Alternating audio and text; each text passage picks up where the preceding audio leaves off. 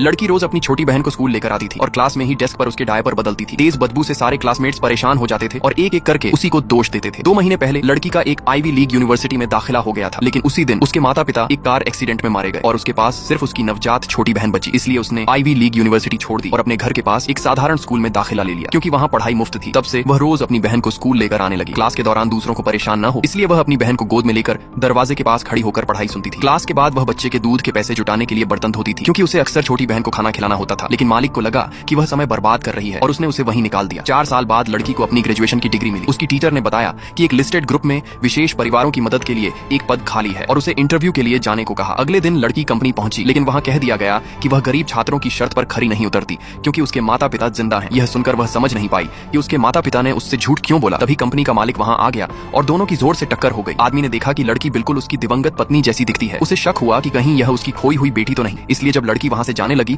तो उसने चुपचाप उसके बाल का एक रेशा निकाल लिया और फिर अपने भी बाल का एक रेशा निकाला और अपने असिस्टेंट से कहा कि डीएनए टेस्ट कराओ। उधर लड़की अपनी बहन को लेकर घर पहुंची तो उसने देखा कि जिन माता पिता को वह 4 साल से मरा हुआ समझ रही थी, वे दोनों जिंदा हैं और एक आलीशान बंगले में शानदार खाना खा रहे हैं। यह देखकर लड़की का खून खौल उठा। थोड़ी ही बातचीत में उसे एक बड़ा राज पता चल गया। अब लड़की क्या करेगी? अगर जानना चाहते हो तो मुझे सब्सक्राइब करो।